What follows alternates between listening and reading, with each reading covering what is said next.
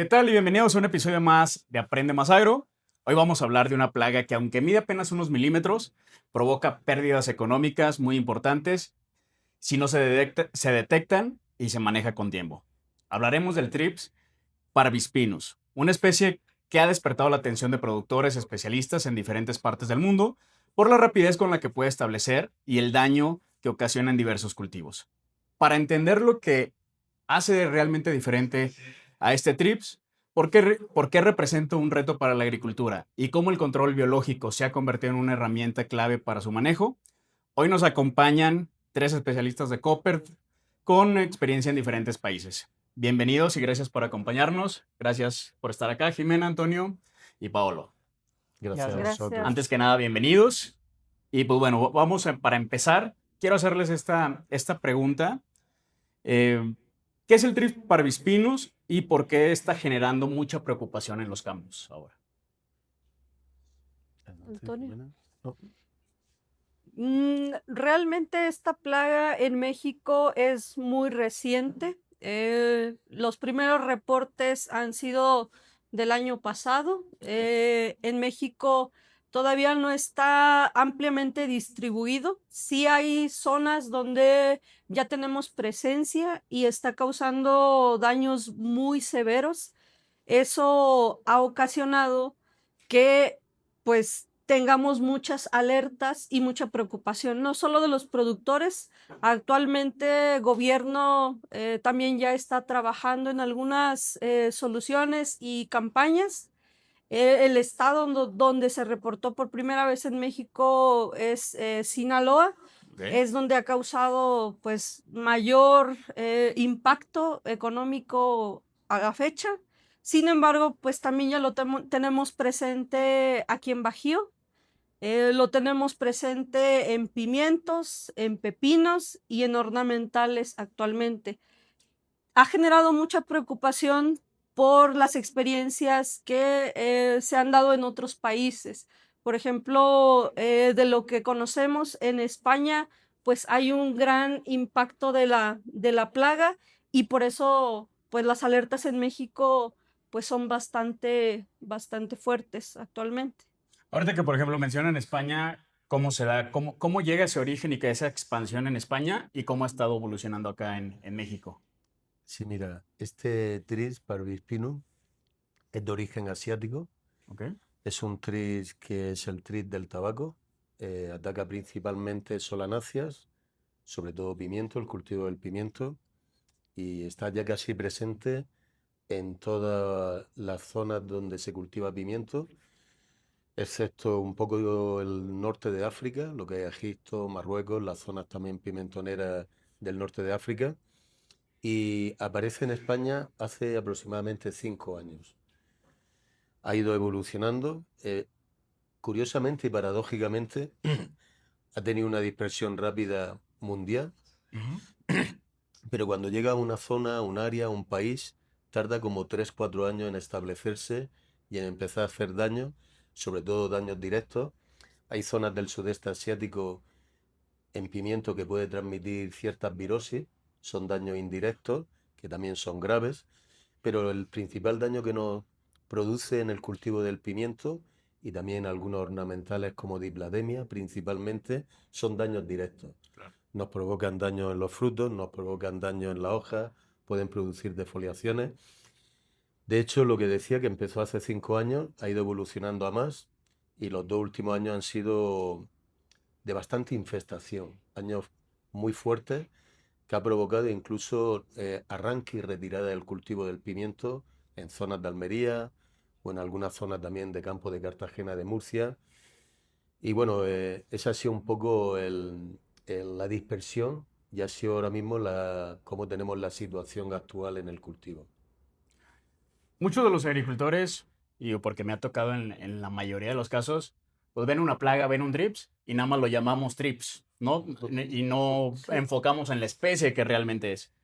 Parvis ¿qué diferencia tiene por ejemplo, a las otras especies? Sí, mira, Parvispinum tiene unas diferencias con respecto a la coloración, un poquito a veces el tamaño. os decía que la plaga tiene origen asiático y ahí conviven muchas especies de drift, Ok. sobre todo las principales que tenemos en el resto del mundo, en cultivos como pimiento, otros vegetales, frutales. Tenemos Cirtodrill, hay varias subespecies, Dorsalis, Aurantis, Inermis, etcétera, etcétera. Franquinella occidentalis, que es el tree que ya nos viene acompañando desde hace décadas. Esta es de origen americano. Y Parvispinus, que también es de origen asiático. Entonces, todas estas especies al final tenemos complejos de especies. ¿Cuál es la diferencia? Principalmente es que hace daño directo, cosa que las otras especies hacen un pequeño daño directo, pero sobre todo Franquinella transmite virosis y el Cirtodrill ataca los brotes. Entonces, digamos que los órganos que atacan son diferentes, ¿vale? Pero en cuanto al ciclo de vida, por ejemplo, es muy similar a las principales especies. Coloraciones, hay pequeñas diferencias, tamaño, tampoco hay grandes diferencias, pero sobre todo es que creo que eh, lo comentaremos más adelante, es un trip muy resistente a químicos. Prácticamente no hay ningún químico que pueda controlarlo. Y eso ha sido un poco digamos, el tema disruptivo de este trip. Muchas veces lo que nuestros programas de control integrado tratamos con químicos al principio del cultivo y después ya liberamos los enemigos naturales. Ujú. Con esta especie de trip no vale ese sistema. Tenemos que cambiar un poco el modelo, donde estamos trabajando ya en control integrado, y los que estén trabajando ya en control químico tienen que pensar en trabajar en control integrado porque no hay ningún químico que vaya a ser eficaz contra el trip parvispino. Es la principal diferenciación con otras especies de trip. ¿Y hay algún, perdóname, Jimeno, ¿quieres comentar algo? Sí, ahí sí me gustaría enfatizar mucho lo que comentas de la identificación, Ujú, porque como lo dices, muchas veces solo decimos es un TRIPS ujú. y lo voy a controlar de la misma forma. Sin embargo, las especies que tenemos actualmente en México tienen un comportamiento diferente, se van a localizar en la planta en diferentes partes dependiendo de la especie.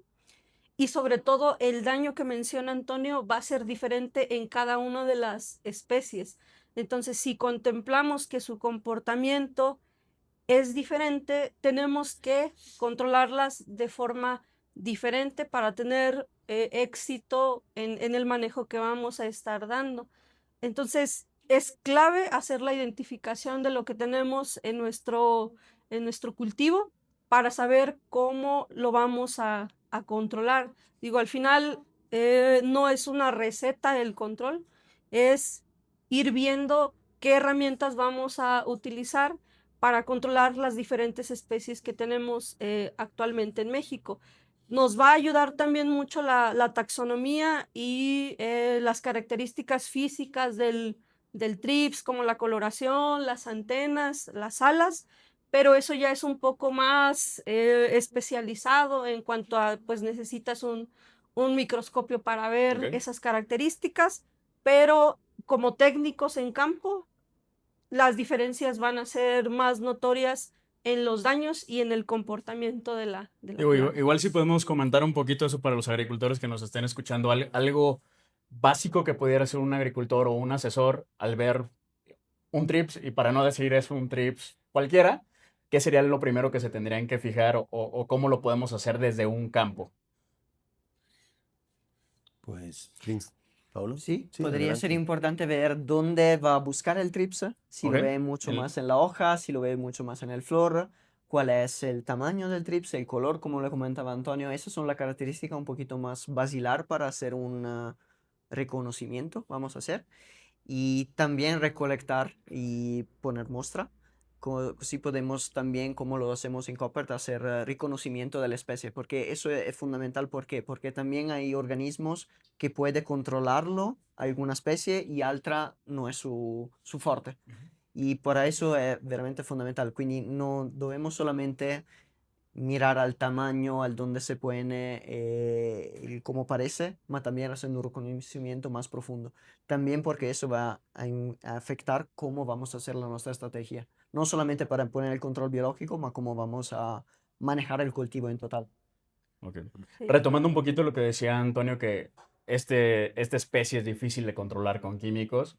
¿Hay algún estudio del por qué es difícil? ¿O es nada más así como de que lo hemos visto en campo que no hemos podido controlar con químico? ¿O hay algo especial de este TRIPS? Sí, mira, Adrián, yo te diría que eh, su origen marca su resistencia. Ok. ¿Por qué? Porque está en cultivos en la zona de la India, sudeste asiático, donde son cultivos mucho al aire libre o en invernaderos, Ujú. que se trata con químicos que ya no tenemos registro aquí en Norteamérica, no tenemos registro en Europa, están ya fuera de la Unión Europea o en la lista de Norteamérica.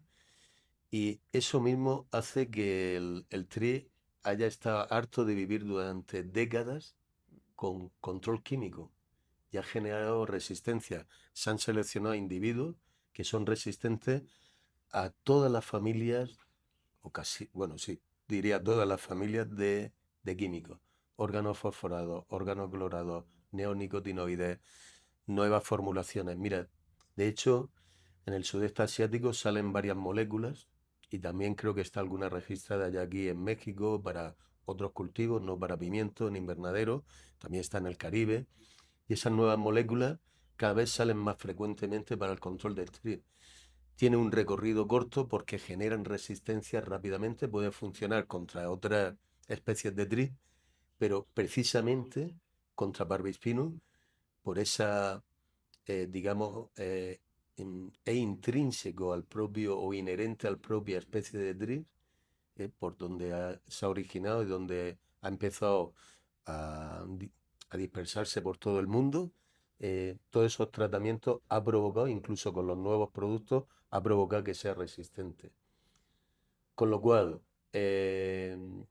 cuando aparece en una zona, muchas veces la tendencia, una zona, un país, un área, la tendencia es a fumigar para Ujú. reducirlo, empezar luego con el control biológico, o hay zonas que solamente hacen control químico.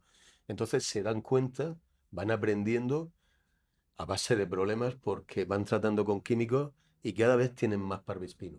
Y cambian la familia y suben la dosis y hacen mezclas y echan productos que seguramente a lo mejor no están autorizados en ese momento, en ese país, y no consiguen controlarlo.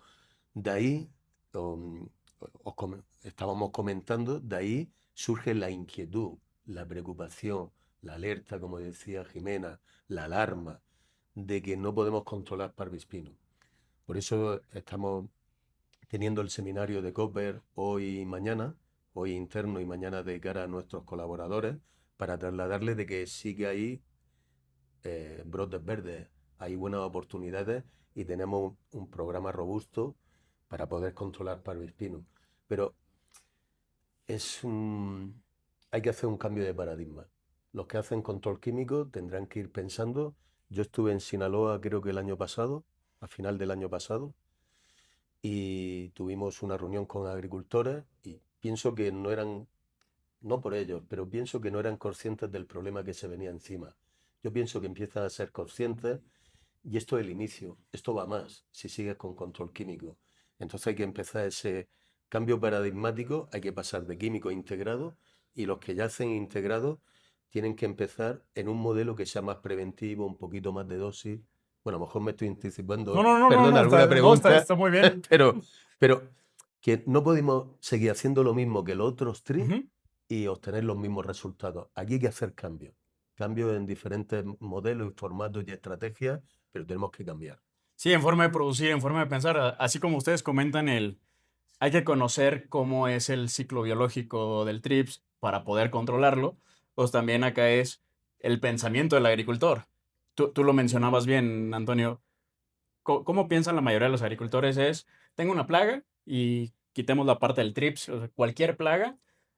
Sabemos que el control biológico muchas veces en campo a veces es obviamente más lento que el control químico. Entonces, ¿qué es lo que piensa el agricultor? Meto el químico, como tú lo mencionas, para bajar población o quitar la población, y luego va el control biológico para ir protegiendo de nuevo sobre que no crezca de nuevo esas familias de plaga. Pero justo lo que comentas, por el ciclo de este trip, de esta especie, pues es difícil controlarlo. Haces tu monitoreo a los 2, 3 días y ves que tienes lo mismo o tienes hasta más. Y dices, pues, ¿qué pasó? El producto no funcionó. Muchas veces es lo primero que pensamos cuando realmente no conocemos el ciclo biológico de la plaga y sabemos o no hemos estudiado porque a lo mejor es una nueva especie y no sabemos esto, que a veces, muchas veces el químico no le hace daño. Lo comentaron cada uno de ustedes, que hay que aprender el ciclo biológico, hay que primero, como decía Jimena, saber qué especie es. El, pero igual, si yo tengo este TRIPS, y también por lo que comentaba Antonio de que hace daño directo, en la planta se ve algo diferente, a lo mejor a otros TRIPS, o sea, para yo también hasta darme un poquito mayor cuenta de no solamente estar viendo el color y todo eso, ¿qué puedo ver en la planta? Sí, digo, las diferentes especies que tenemos aquí en México, por ejemplo, un franquiniela, lo vas a detectar mucho en las flores ¿Ok? y en las trampas. ¿Por qué? Porque a este trips le gusta mucho el polen. Entonces, como le gusta mucho el polen, cuando el cultivo empieza con floración, es muy atractivo para franquiniela y va a comenzar a hacer daños en los brotes nuevos. También en el fruto va a ser un tipo raspado y vamos a ver un plateado Ujú. en el fruto. Esos son como los principales daños visibles que tú vas a ver con Franquiniella occidentalis. Y ya con un Trips parvispinus, el daño es diferente. En la planta lo vas a ver más en las partes bajas porque le gusta mucho la humedad. Es un trips que le gusta la oscuridad. Ujú. Le decimos que es críptico. Le gusta esconderse en lugares oscuros. Entonces, la humedad, los lugares oscuros le van a gustar y va a empezar a hacer daños en hojas y en frutos, pero los daños que va a causar son diferentes. Va a empezar a causar cremalleras, tipo cierres en el fruto.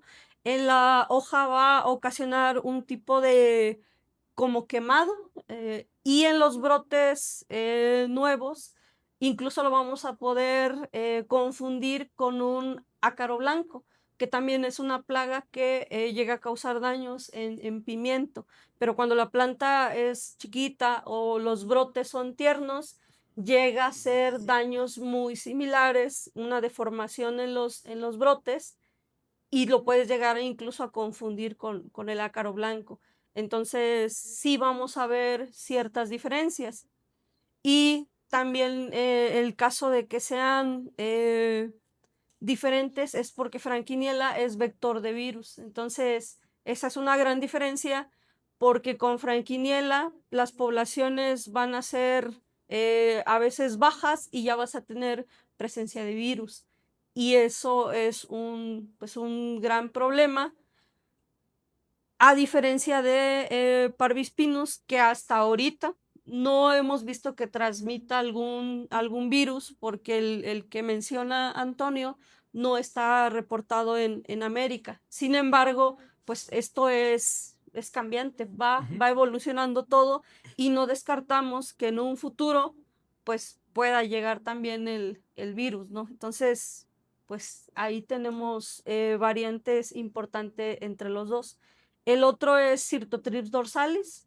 Es una plaga que en México pues la tenemos ampliamente distribuida en cultivos como arándanos, cítricos y uva. Uva de mesa es donde está más presente. Pero este trips lo que va a ocasionar en la planta, pues principalmente se va a ir a los brotes nuevos, le gustan Ujú. los brotes nuevos y el daño pues va a ser diferente porque también va a ocasionar daños en el tallo, en los brotes nuevos y más adelante ya en los frutos. Pero la coloración de estos daños va a ser diferente a los que causan los otros trips. Entonces, es más o menos lo que vamos a ver en las diferentes especies. Sí, creo que hemos dado muy buenas explicaciones. Pero también para que los agricultores entiendan un poquito más, ¿qué consecuencia económica puede llegar a tener un agricultor si no le hace caso o le pone atención a esta plaga? Puede ser muy, muy malo, porque también tenemos una experiencia, como comentaba Antonio, en Almería, que también hay mucha concentración de invernaderos, Ujú. y es muy fácil que sea una reinfección de agricultor a agricultor, que se puede afectar casi toda la cosecha. Quindi hay muchísimo daño visual en el fruto que te va a bajar el valor de toda tu cosecha. Y hay también daño muy, muy elevado y situaciones muy malas que se puede dejar casi el 80 al 90% de toda tu cosecha. Hay también situaciones en que el agricultor necesitaba que, ¿cómo se dice?, traje del cultivo y reempezar, porque el daño era muy, muy malo. Quindi si tú no vas a darle la atención que necesita, puede haber una consecuencia muy, muy mala. Por ponerte unos datos de España encima de la mesa, Ujú. la última campaña en Almería, según datos de Sanidad Vegetal, se han arrancado un poquito más de 400 hectáreas, prácticamente sin recolectar ningún pimiento. Te puedes imaginar, estamos hablando aquí de aspectos técnicos, pero hay que resaltar que estamos hablando de personas, de Sí, claro. agricultores, que viene de generación de agricultores, que es frustrante, que no hay consuelo para cuando tu idea es cultivar, para producir sano, para exportar, para alimentar a tus compatriotas, a otros países, y cuando ves que arrancas tu cultivo en más de 400 hectáreas, de las 13.500 hectáreas de pimiento que hay en Almería, pues la verdad es que estamos hablando también de un factor humano inconsolable. No puedes consolar a agricultores que se dedican toda la vida a producir.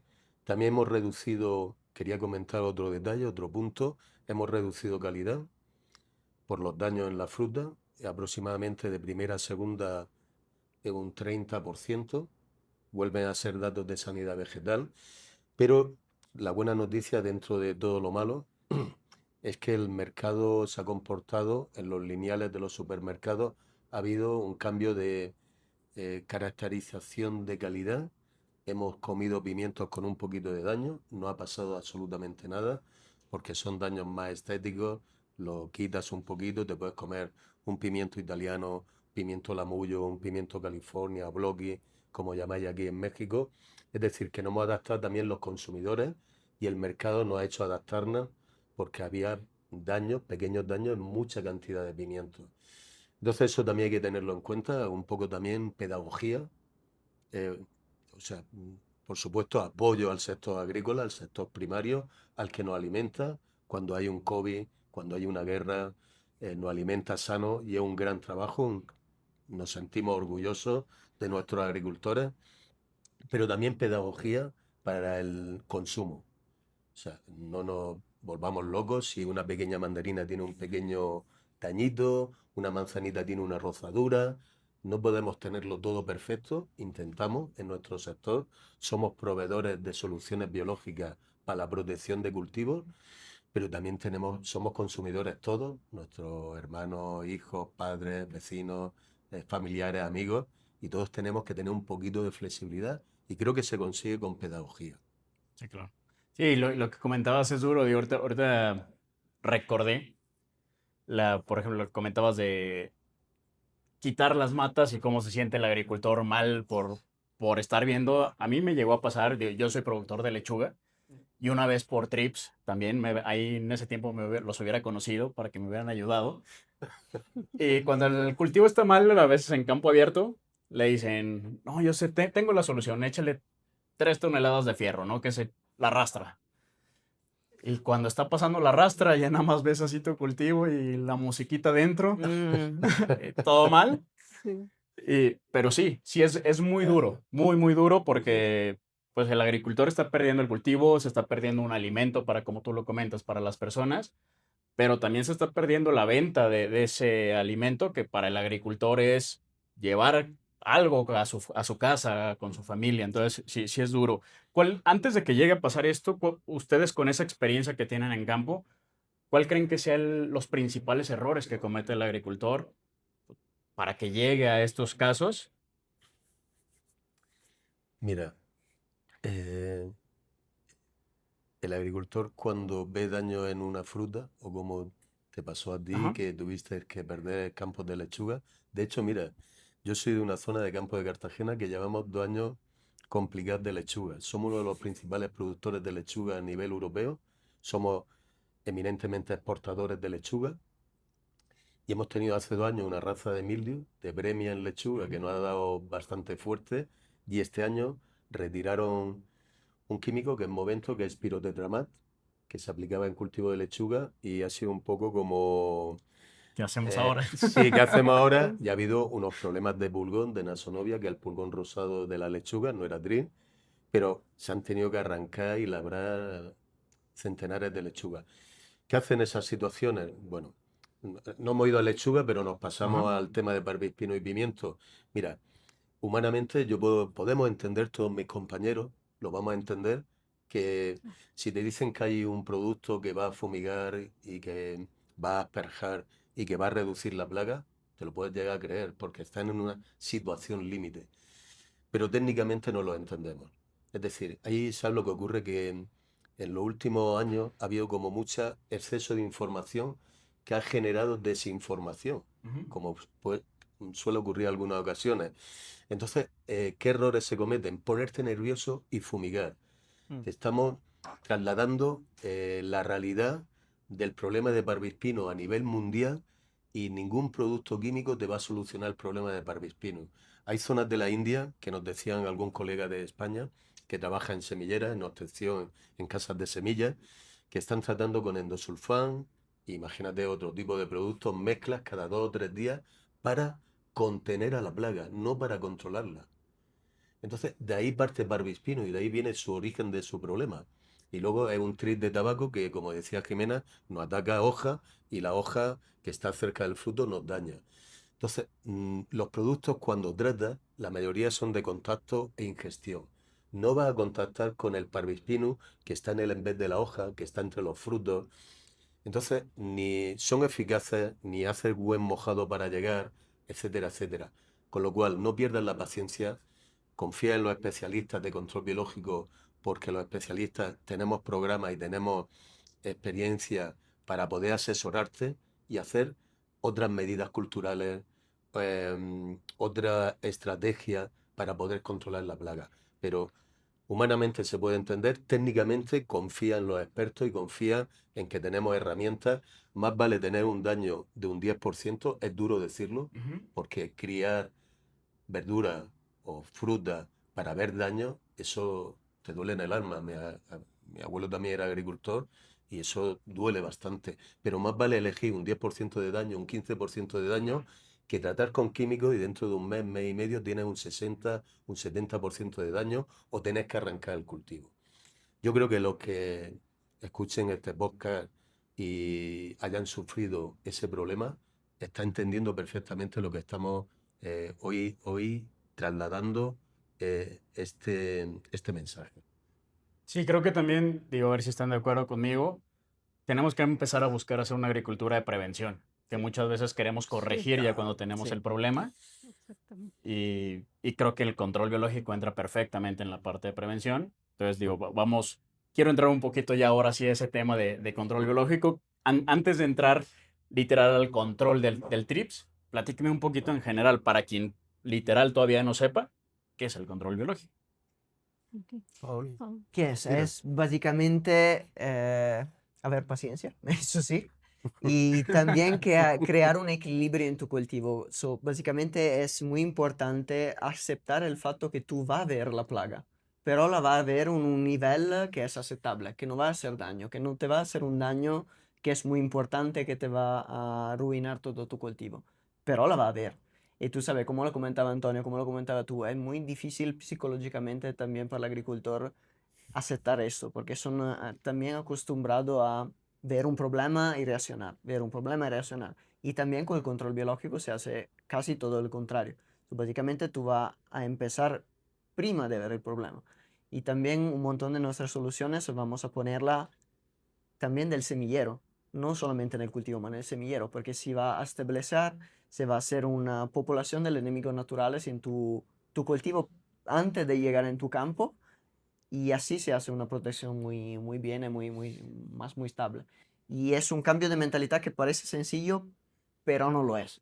También si tú es acostumbrado de, como dice, vamos, ver un problema y reaccionarlo. Es un cambio de mentalidad que es muy, muy importante y también tiene que tener mucha paciencia, porque sí, tiene que aceptar que tú ves los bichos benéficos que van en Ujú. tu cultivo, pero no hace el trabajo que tú piensas que lo debería que hacer y tiene que tener paciencia de 1, 2 semanas, no aplicar, esperar, confiar y sí, no es fácil. ¿Cuáles son los organismos benéficos que han visto que funcionan mejor con el parohispinus? Pues mira, al hilo de lo que comenta Paulo, me Ujú. gustaría añadir, con Adelante. respecto solamente del control biológico, que parece algo novedoso. Llevamos décadas trabajando en Claro. control biológico a nivel comercial, pero te tengo que decir que el control biológico es un sistema que imita la Mm. naturaleza. Hace más de 200 millones de años, en el Cretácico, ya los artrópodos, los bichos, los insectos, los ácaros, hacían su batalla, su control biológico, su depredación, su parasitismo. Nosotros hemos seleccionado muchos enemigos naturales que se pueden criar masivamente, que se pueden transportar y que se pueden liberar a un costo viable. Entonces, ¿qué enemigos naturales desde el Cretácico hemos seleccionado para Barba y Spinus desde esa época? Mira, principalmente nuestra base del control biológico para Barba y Spinus y la mayoría de especies de TRI va a ser ácaros depredadores, ¿vale? Que se alimentan de polen. Lo podemos posicionar preventivo porque la prevención es una de las bases fundamentales del control biológico. Amblyssellus swisky, limónica, otro tipo de ácaro depredador, un chinche depredador, pequeñito también, de pequeño tamaño, no es un gran chinche, que también es depredador generalista de todas las especies de TRI. Y luego, por supuesto, tenemos que alimentar, que este chinche, este orio, también se alimenta de polen, con lo cual lo podemos posicionar preventivo antes de que esté la plaga. Y lo que os comentábamos antes, que a diferencia de Franquinella, incluso el Cirtotri, tenemos que, en el modelo de control integrado, tenemos que incluso empezar antes de que empiecen las flores en el cultivo. ¿Eso qué quiere decir? Que necesitamos un alimento alternativo, que ahí es donde entra en escena el ácaro bresa. Normalmente empleamos la especie Carpoglyphus lactis y alimentamos alternativamente antes de que haya polen en el cultivo. Lo comentaba Paulo, desde semillero ya estamos trabajando con, por desgracia no con todos, pero una buena parte de semilleros ya están liberando porque tratar con químico en el semillero tampoco te da la eficacia al 100%, con lo cual hay varias formas y modelos de trabajar en el semillero y empezar con control biológico desde el minuto 1, día 1, detectar focos. Mira, una de las claves de esta plaga, hoy hemos tenido un seminario muy interesante, muy participativo a nivel corporativo. Esta plaga, si tenemos la suerte de que no entra de forma masiva al invernadero y no entra a foco, podemos controlarla a foco. Pero hay que detectar el foco, marcarlo y liberar durante varias semanas, hasta que tengamos flores o botones florales y hacer las sueltas generales. Entonces esos son los principales enemigos naturales. No sé si quieres comentar algún detalle, Jimena, si se me ha pasado algún detalle de enemigo natural o otra.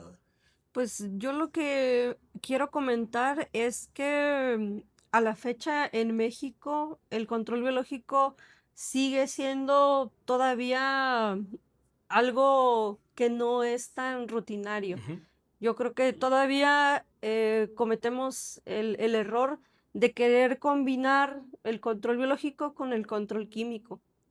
Y es ahí donde podemos caer, pues, en un gran error, porque no puedes combinar las 2 cosas.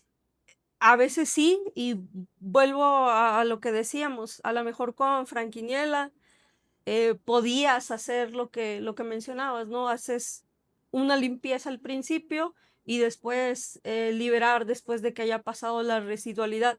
Sin embargo, con especies como Thrips parohispinus, que ya son altamente resistentes porque ya fueron sometidos a muchísimas moléculas y a veces nos quedamos con la idea de resistencia y no la entendemos al 100%, porque los insectos no solo tienen un mecanismo de resistencia, tienen 7, tienen 8 mecanismos diferentes en las que pueden adquirir resistencia a un insecticida.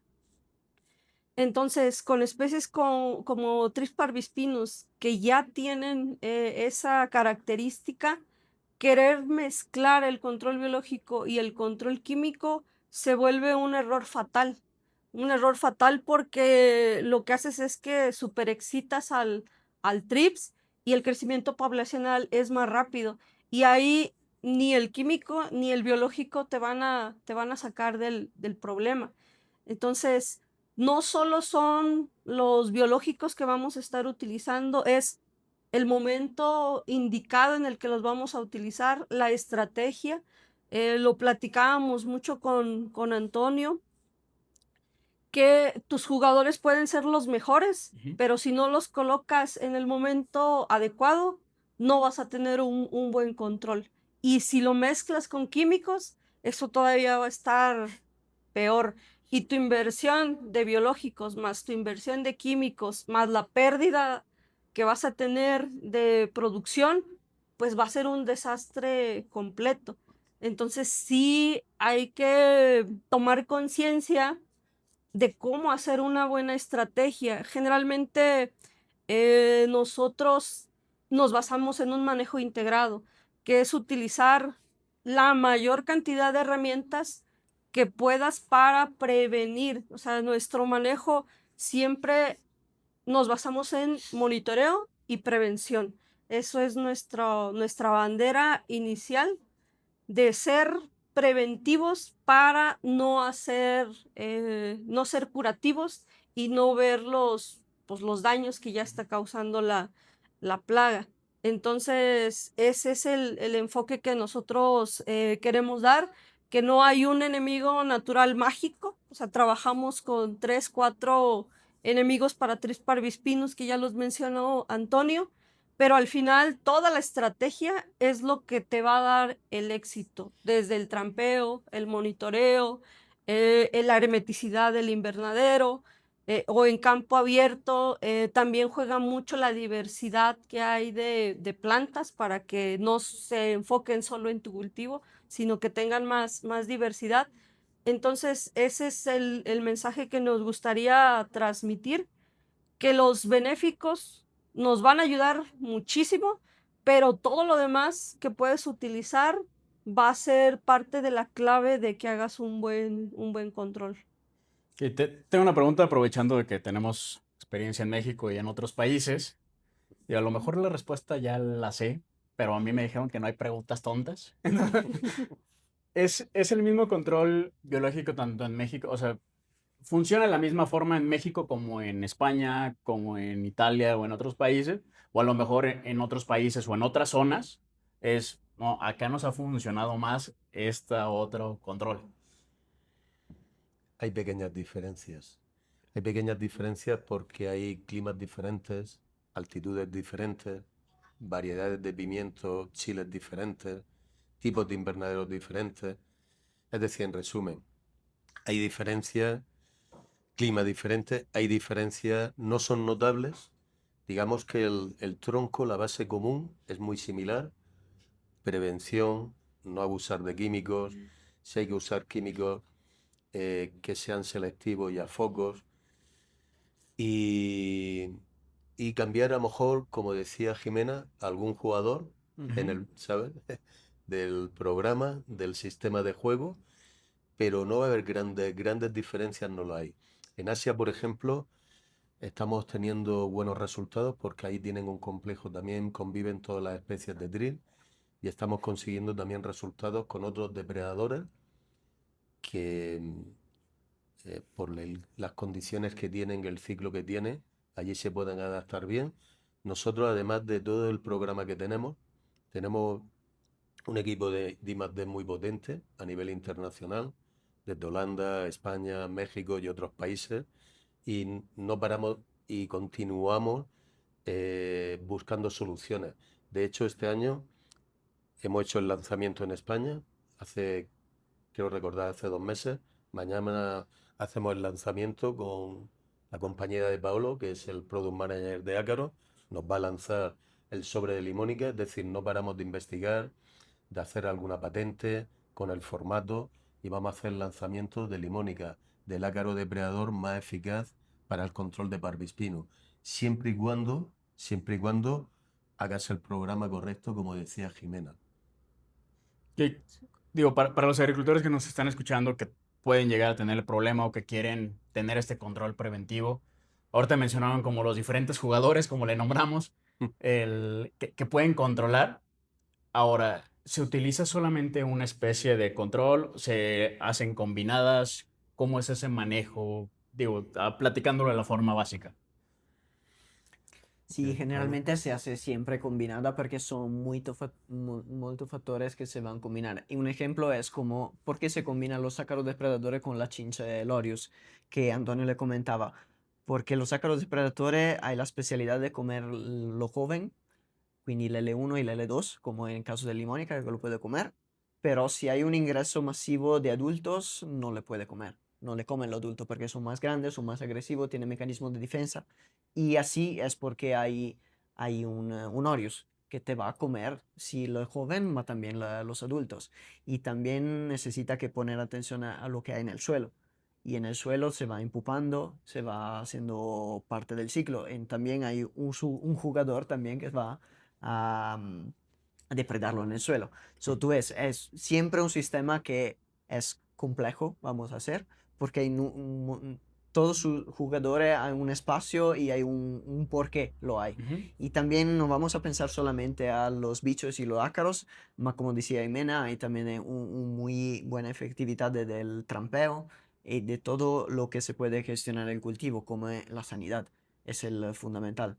Quindi toda la regla de limpieza, de evitar de transportar, de cerrar bien compartimentalizar, cerrar bien tu invernadero, es fundamental. Es todo un sistema que trabaja junto. Ok, yo tengo una duda que creo que también varios agricultores pueden llegar a tenerla. Bueno, ahorita estamos en la previa, por decir, de un evento que van a tener de pimientos, que hay grandes productores aquí en México. Todos ellos lo manejan principalmente en agricultura controlada, ¿no? En invernaderos. ¿Qué tanto se puede llegar a tener una agricultura con insectos benéficos, pero en campo abierto? ¿Se podría? Sí, la verdad es que en México, como Copper, llevamos alrededor de 5 años trabajando en campo abierto, ya con protocolos bastante fuertes en diferentes cultivos como cítricos, papayas, vid. Estamos trabajando también con cebollines. Tenemos bastantes cultivos en donde podríamos entrar. Sin embargo, te soy muy sincera, en campo abierto nos ha costado muchísimo trabajo cambiar el manejo y la mentalidad El del agricultor. agricultor, sobre todo porque han trabajado muchísimos años con control químico. Entonces, es bien complejo decirle a un agricultor, cambia todo lo que estás haciendo porque no te está funcionando a esto nuevo que pues apenas vas a Ujú. conocer. Es muy comprensible que exista una resistencia de parte del agricultor porque al final del día lo que conoces es lo que utilizas y muchas veces el control biológico en el campo abierto pues no se conoce. Eh, Ahí creo que deberíamos de hacer mucho más esfuerzo, pues creo que el gobierno, las universidades, todos deberíamos de trabajar en conjunto para darle más alternativas al agricultor, porque un agricultor nos decía, no es que no quiera utilizarlos, es que no sé cómo se utiliza Mm. y mi principal preocupación es producir, o sea, que tenga la cosecha, porque de mí depende no solo mi familia, hay muchas familias que también dependen de la ganancia que se obtenga del cultivo. Entonces, arriesgarme a utilizar otras soluciones a veces no es tan viable y no es tan fácil. Pero poco a poco hemos ido cambiando la mentalidad del agricultor y hemos visto muy buena eficiencia en el control biológico en campo abierto. Pero ahí la estrategia sí es diferente a lo que se utiliza en invernaderos. Existen muchos, como yo le llamo, mitos acerca de que en campo abierto no funciona. Sin embargo, yo les digo, incluso es hasta más fácil que en el invernadero. ¿Por qué? Porque cuando una plaga entra al invernadero, ya no sale. Es bien difícil que salga porque está confinado y tiene las mejores condiciones la plaga para desarrollarse. Ahí no solo el cultivo tiene la ventaja, también lo tiene la plaga. En campo abierto, la diversidad de plantas que esté abierto nos permite que las migraciones sean fluctuantes y que no solo entren las plagas, sino que también los nativos, los depredadores nativos que ya tenemos en campo, nos echan la mano, nos ayudan a hacer un mejor control de plagas. Entonces, el equilibrio en campo abierto es mucho mejor porque ahí la diversidad tanto de plantas como de insectos benéficos es más amplia que en un invernadero. ¿En qué momento un agricultor tiene que empezar con los insectos benéficos? ¿En qué momento? Sí, por ejemplo, yo tengo qué mi sentido? cultivo, Sí. pero hasta que veo la plaga y cuento cierta cantidad de insectos, ¿o en qué momento tengo que empezar a ponerlos? Ese es uno de los errores que preguntaba. ¿Cuál es uno de los errores y tal? Empezar tarde. Ok, sí. O sea, lo que hemos estado comentando a lo largo de esta reunión es, tenemos comida alternativa, tenemos polen, néctar en las flores y vamos a empezar desde que la planta es pequeña de forma preventiva, porque no alcanza buen nivel de población de los enemigos naturales hasta que no pasan unas semanas. Si ves plaga y haces el pedido a Jimena, va Jimena, ve el cultivo, le hace el pedido, llega en varios días, lo liberas, lo sueltas y necesitas 3 generaciones de lo que estás liberando, lo que liberas, lo que sueltas, no te controla la plaga. Es la descendencia de lo que tú estás empezando a liberar, a soltar. Necesitas, Adrián, que haya hijos de lo que has liberado, nietos y tataranietos. Cuando tengas 3 generaciones, entonces 3 generaciones de un whisky, de un limónica, se consigue en pocas semanas, porque su ciclo de vida, 25 grados, son más o menos unos 5 o 7 días, pero un chinche como Oreo, a 25 grados, necesita 2-3 semanas para cada generación, con lo cual necesitas mes y medio para alcanzar ciertos niveles de población que te pueda controlar la plaga. Si ves plaga y pides bichos, no vengas a Copper porque no somos tu partner, no somos tu aliado. Tienes que liberar al principio para hacer todas esas 3 generaciones y tener buen nivel de enemigos naturales. Así, Toño, vamos a llamar el capítulo Los tataranietos son los que todavía no controlan. Los tataranietos. ¿Qué aprendizajes tienen de otros países que pueda ayudar acá a los agricultores mexicanos? ¿Qué nos podrían platicar de algo que hayan aprendido, alguna experiencia que hayan vivido? Para el tema de pervistinos. Sí. Creo que una de las llaves es empezar presto, antes. El tema del semillero creo que podría ser una buena versión también, porque también hemos visto en España que si tú empiezas a liberar como un limónica, que es un muy buen depredador, pero si lo libera tarde puede ser un trabajo, Ujú. pero hace lo que hace. Pero se va a liberarlo de los semilleros, cuando te llega el primer trips, hace un muy buen trabajo. Quindi creo que la prevención podría ser el mensaje principal y no esperar que lo vea, empieza antes que la planta llega en tu invernadero. Eso podría ser fundamental. Sí. Mira, Adrián, cuando empezó en España, bueno, pues dices, va a ser otro drip más, ¿no? Pues ya estamos preparados. Pero cuando las primeras fincas donde empiezan las primeras infestaciones, bueno, vamos a tratarlo, reducimos la población sistema estándar Mm. y empezamos a liberar enemigos naturales. Y se dan cuenta los agricultores y nosotros de que tratando no solucionábamos el problema. Entonces, la primera lección, los químicos no funcionan. La segunda lección, no espera haber plagas para pedir, porque necesitamos que haya esos tataranietos. La tercera lección, no te pongas nervioso, aunque es fácil decirlo. Otro tema es sufrirlo, ¿no? Porque estás viendo que es tu negocio, es tu vida, pero no te pongas nervioso y no tomes decisiones inadecuadas, decisiones precipitadas, ¿vale? Y otra cuarta lección es que necesitamos, con este drill, todo va a tener su momento dinámico, no hay plaga, por suerte, que 1000 años dure. Nos pasó con Frankinella occidentalis, con Bemisia, con el virus de Spodes, con el rugoso, con muchas plagas. Y al final, esto tiene una subida fuerte varios años, suele ser el patrón de plagas, y luego ya tiene una estabilidad. Luego puede tener picos. Entonces vamos a pasar estos 4 o 5 años duros juntos, trabajando en equipo, dando soluciones biológicas, porque es la mejor solución para este problema. Entonces, paciencia, aunque sé que todo el mundo pide paciencia, parece que es gratis, pero la paciencia es cara y hay que ganársela, ¿no? Entendemos que muchos agricultores, muchas agrícolas han probado control biológico, no le ha ido bien, lo entendemos, que no le haya ido bien, a lo mejor no era el momento, a lo mejor había residuos químicos, a lo mejor no había el suficiente conocimiento, pues queremos que tengan paciencia, que nos den oportunidades, que nos den otra vez, que nos abran las puertas para demostrarles que podemos controlar el Trip parvispinus con las herramientas que disponemos. En próximos años, ¿cómo creen que evolucione este manejo del Trips parvispinus?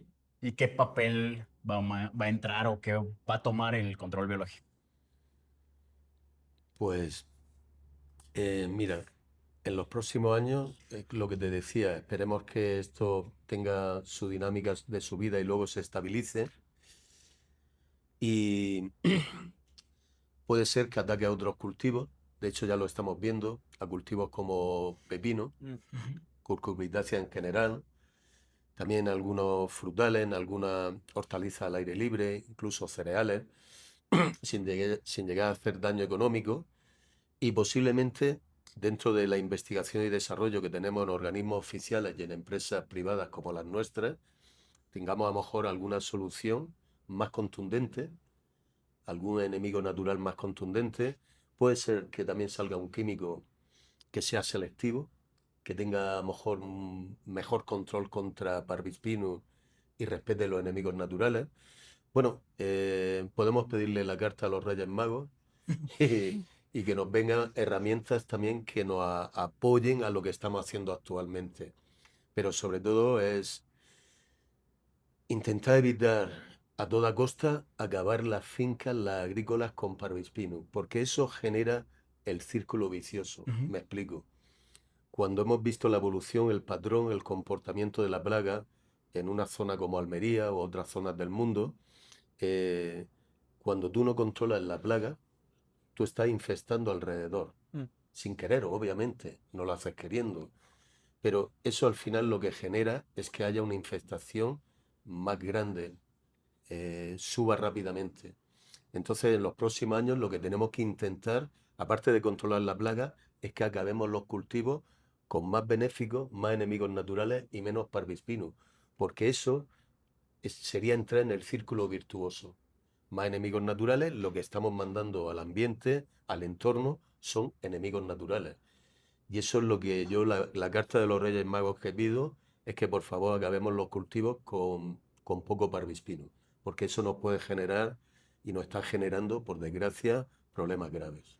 Muy bien. Esta pregunta se la voy a hacer a Jimena porque ahorita con lo que nos platicaron ustedes de la experiencia terminaron dando un consejo a los agricultores, pero ahora quiero escucharlo en la parte también de aquí de México. ¿Qué consejo le darías al agricultor ya nada más así como por último, para prevenir este Trips parvispinus?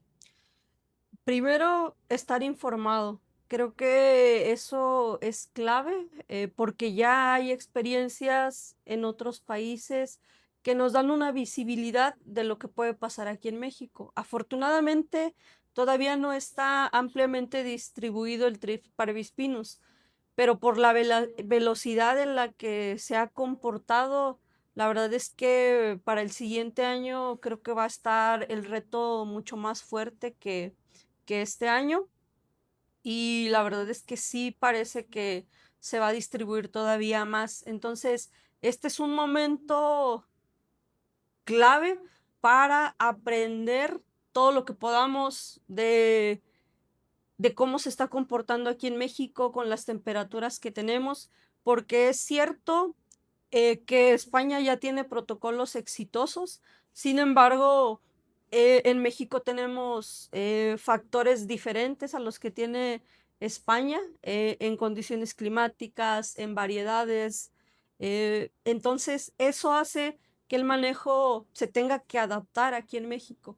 Entonces, mi consejo es, hay que aprovechar este año para cambiar de químico a biológico de una forma pues más responsable y sobre todo con datos, porque creo que eso lo hace infalible que nosotros pues tengamos toda la información, que sí lo probemos y que hagamos ese cambio de químico a biológico para que podamos tener un buen control de Trips parvispinus. Entonces, la información es poder y hay que adaptar esos programas que ahorita, pues la verdad es que todavía no estamos lo suficientemente preparados para este Trips. Entonces, pues ese sería mi consejo. Y a los que pues realmente estamos involucrados en esto, pues también tener la responsabilidad de compartir la información adecuada y comenzar a crear programas que sean eficientes y comenzar a buscar alternativas al control químico, porque sí puede ser muy riesgoso seguir trabajando solo con control químico. Entonces, hay que echarle ganas con todo el manejo integrado de plagas y enfocarnos muy bien en el uso de benéficos. Muy bien. Antes de pedirles lo último que le pido yo a todos mis invitados, quiero agradecerles y también no sé si quieran hacer algún último comentario sobre el Trips parvispinus, algo que quieran nada más para terminar este tema. Creo que hemos dicho muy buena información, Sí, pero yo creo que sí. Mira, yo creo que Jimena ahora ha dado en uno de los puntos clave, otro más. Esto no es copiar y pegar. No, trate el programa de este país, de esta zona. No es copia-pega, es copia y adapta. Mm. Cuando aterrizó Barbispino en España, nosotros tuvimos la mala suerte de que no teníamos toda la información que tenemos después de 5 años. ¿Por qué? Porque nos íbamos a zonas donde estaba presente Barbispino y era prácticamente mundo químico, era solamente control químico. Después de 5 años hemos tenido mucha información, hemos visto las fortalezas, pocas debilidades, pero las tiene Barbispino, las tenemos bastante presentes. Y esa es la ventaja que tiene zonas como o área o país como México, que es lo que hemos aprendido en los 5 años, no cometan los mismos errores que cometimos a lo mejor nosotros durante un periodo de tiempo. Adáptenlo, obviamente, pero sabemos que hay patrones comunes que son iguales en todas las zonas de pimiento del mundo. Y además, donde mejor se ha distribuido Parvispinus es en todas las zonas pimentoneras de todo el mundo. Entonces, que aprovechen ese conocimiento, esa experiencia y la adapten. Nosotros no tuvimos esa oportunidad. Lo que sí es cierto que cuando nos llega Parvispinus, prácticamente el 100% del pimiento de España trabaja y trabajaba en control biológico. Y yo siempre digo, que te pille confesado con control biológico, que no te pille confesado con control químico. Como te llegue Parvispinus y solo trabajes con control químico, no tenemos la bolita de cristal, ni somos adivinos, pero lo más seguro es que te va a arrasar Parvispinus. Entonces, que te pille confesado con control biológico. muy bien. Pues creo que se dio muy buena información, la verdad. Todos los que estén interesados sobre esta plaga, conocer un poquito más, pues acérquense literal a los expertos. Y yo quiero pedirles un último favor. No les comenté, pero este podcast realmente nació con la idea de apoyar a los estudiantes de agronomía, a los que están entrando al mundo del agro, al mundo del campo. Afortunadamente, pues ha crecido y están viendo más productores, pero desde mi entrevista número 1 hasta ahora, siempre me gusta que terminen mis invitados dándole un consejo a los estudiantes. Entonces, algún consejo sencillito que puedan darle a esas personas que nos están viendo, escuchando, que están estudiando en este momento algo relacionado al campo, ¿qué les podría decir? ¿Quién gusta empezar? ¿Quieres, Creo que Pablo? una llave también para mí es tener mucha curiosidad. Porque si tú eres curioso, si va aprendiendo cosas nuevas y, sabe, nunca paramos aprendiendo. Quindi creo, para mí personalmente, un factor muy, muy importante, más en la vida en general, es ser curioso. Muy bien. Bueno, yo tengo la suerte de que tengo relevo generacional. Ujú. Mi hijo de los mayores, de los varones, es ingeniero agrónomo, va a continuar. También es un gran amante del mundo biológico. Y que tengamos relevo generacional, que antes cuando estudiábamos en la universidad prácticamente nos daban la plaga, la enfermedad, el listado de químicos, ¿no? No era muy dinámico. Y ahora todas las nuevas generaciones que sepan que hay diferentes formas de proteger a los cultivos. Yo sé que lo saben, estoy de acuerdo con Paulo, tenemos que ser eternos aprendices, todos los días aprendemos y no dejes de aprender porque además aparecen plagas que creemos que son nuevas, pero son plagas, mira, fíjate Adrián, son plagas que son eh, inherentes al cultivo. Puede estar en Asia, puede estar en América, en Europa, en África, pero que al final vamos a tener plagas transversales. Ya no solamente por el rollo, siempre contamos el mismo rollo, el cambio climático, la globalización y tal, pero que lo estamos viendo, que es la realidad. Antes teníamos una plaga cada 5 o 6 años. Ahora tenemos 4 o 5 plagas en un año. Y tenemos que estar estudiando, calmando, etcétera, etcétera, ¿vale? Y pueden surgir dudas con el control biológico, como han surgido en Almería. Es comprensible, es humano entenderlo así, pero que a los estudiantes que sepan que hay diferentes formas de control de plagas y enfermedades y que son reales y que son eficaces. Yo el consejo que les daría es que sean muy proactivos. Eso de buscar las respuestas, porque pues la verdad es que en la escuela nos dan mucha información, sin embargo, ya cuando te enfrentas al mundo laboral, muchas de las cosas que traemos como, pues sí, como ya muy metidas en la mente, Ujú. a veces en el campo no aplican. Realmente influyen mucho más factores que solo lo técnico, porque tú que eres productor, pues muchas veces el costo de producción, la mano de obra, a veces uno quiere hacer alguna actividad, pero no tienes la gente con qué hacer esa actividad. Entonces te tienes que volver muy proactivo y muy creativo para buscar la forma en cómo hacer las cosas, que a lo mejor no va a ser la ideal o la que traes de la escuela, que ya técnicamente tu maestro te enseñó, pero ya en el campo te tienes que adaptar a buscarle una solución a aquello que, pues, realmente no está dentro de tu control. Entonces, es básicamente eso. Ah, pues de nuevo, muchísimas gracias a los tres. Gracias por compartirnos un poquito de esta plática, de la experiencia que tienen. Y pues bueno, nada más para despedir a todos los que llegaron hasta acá. Muchísimas gracias por vernos, por escucharnos y nos vemos en el próximo episodio. Transformando el sector agropecuario, un aprendizaje a la vez. Suscríbete y no te pierdas de las próximas cápsulas.